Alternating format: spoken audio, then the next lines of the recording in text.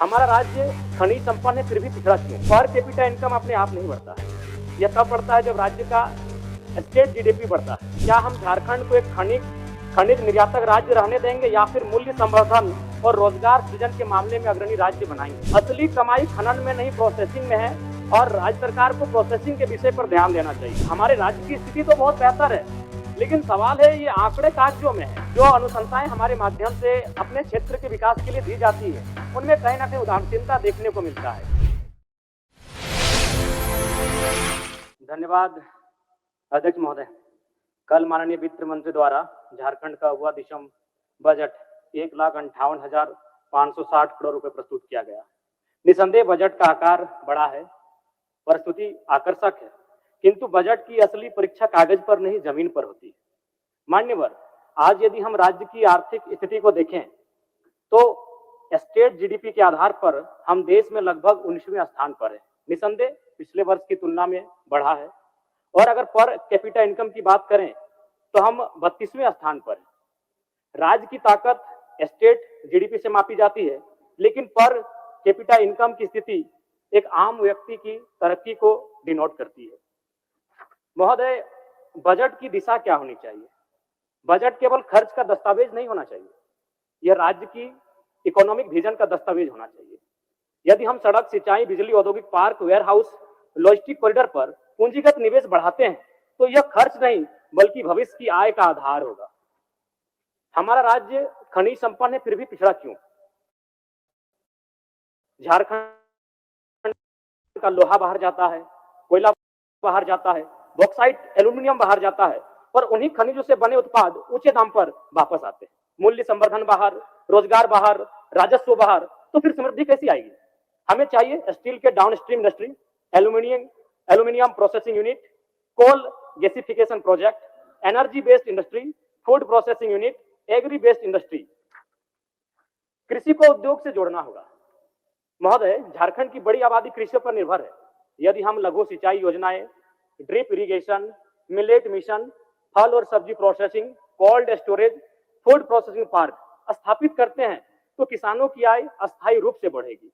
कृषि को बाजार से और बाजार को उद्योग से जोड़ना होगा। माननीय अध्यक्ष महोदय, पर कैपिटा इनकम अपने आप नहीं बढ़ता है।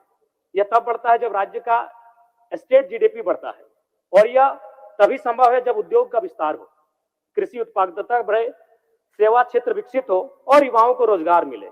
आज झारखंड के सामने मूल प्रश्न ये है अध्यक्ष महोदय कि क्या हम झारखंड को एक खनिज निर्यातक राज्य रहने देंगे या फिर मूल्य संवर्धन और रोजगार सृजन के मामले में अग्रणी राज्य बनाएंगे? संसाधन हमारे और मुनाफा बाहर। चाहे हमारे राज्य के जितने भी खनिज संपदाएं हैं, कोयला हो, लोहा हो, बॉक्साइट हो, तांबा हो, एल्यूमिनियम हो, यूरेनियम हो, माइका हो, जैसे बहुमूल्य खनिज, लेकिन दुर्भाग्य है कि कच्चा माल यहाँ से जाता है और प्रोसेसिंग बाहर होता है। मुनाफा भी इसीलिए बाहर बनता है। हम जमीन देते हैं, हम स्थापन झेलते हैं, हम पर्यावरणीय बोझ उठाते हैं, लेकिन उच्च मूल्य वाला उत्पादन और बड़ा रोजगार दूसरे राज्यों को मिलता है। महोदय, मूल्य संवर्धन क्यों आवश्यक है? यदि 1 टन लोह अयस्क 5-6 हजार में बिकता है तो उसी से बना स्टील 40-50 हजार में बिकता है। और जब स्टील से मशीन बनती है, रेल बनती है, ऑटो पार्ट्स बनते हैं तो हर चरण में नई आय, नया टैक्स और नया रोजगार बनता है। अगर कोयले की बात करें तो कोयला सीधे खदानों से निकलता है और उसका दाम सीमित होता है, लेकिन जैसे उसी कोयले से बिजली बनती है, कोल गैसिफिकेशन से गैस बनती है, उर्वरक बनते हैं, केमिकल बनते हैं, उद्योग चलते हैं, तो हर चरण में नई आर्थिक गतिविधि पैदा होती है। तो इसलिए अध्यक्ष महोदय, असली कमाई खनन में नहीं प्रोसेसिंग में है और राज्य सरकार को प्रोसेसिंग के विषय पर ध्यान देना चाहिए। और मैं सरकार से मांग करूंगा कि कम से कम एक अच्छा खासा बजट कोल गैसिफिकेशन मिशन पर, धनबाद, बोकारो, रामगढ़ के इंडस्ट्रियल कॉरिडोर पर और स्थानीय युवाओं को तकनीकी प्रशिक्षण और स्किल मिशन पर ध्यान केंद्रित करना चाहिए। झारखंड को रॉ मटेरियल सप्लायर नहीं, मैन्युफैक्चरिंग पावर हाउस बनाने की आवश्यकता है। अध्यक्ष महोदय, अगर देश से थोड़ा सा तुलनात्मक अध्ययन करें, यदि हम शिक्षा की बात करें तो पूरे देश के सभी राज्य औसत 14.5% शिक्षा पे खर्च करते हैं। हमारा राज्य 13.3% शिक्षा पे खर्च करने जा रहा है। अगर स्वास्थ्य की बात करें तो पूरे देश का औसत खर्च 6.2% है, जबकि हमारा राज्य 5.5% है। यानी शिक्षा और स्वास्थ्य में हमें लगता है और बेहतर काम करने की आवश्यकता है। महोदय, अगर रोड्स और ब्रिज की बात करें तो पूरे देश के औसत से हमारे राज्य की स्थिति तो बहुत बेहतर है, लेकिन सवाल है ये आंकड़े कागजों में है, धरातल पर दिखते नहीं है। मैंने कहा कि जैसे मैं विधायक बना था, मैंने अनुशंसा किया था लगभग 1 साल पहले, जो कि एक संकीर्ण पुल है और उसमें आए दिन जान माल की क्षति होती रहती है, लेकिन ना अभी तक उसका रिपोर्ट तैयार हुआ, ना ही वो क्रियान्वयन हुआ। तो इसलिए कागजों में तो मैं मान्य सदस्य, मान्य सदस्य, ठीक, और 30 सेकंड अगर अनुमति हो तो दे दीजिए। बोल लीजिए, बोल लीजिए।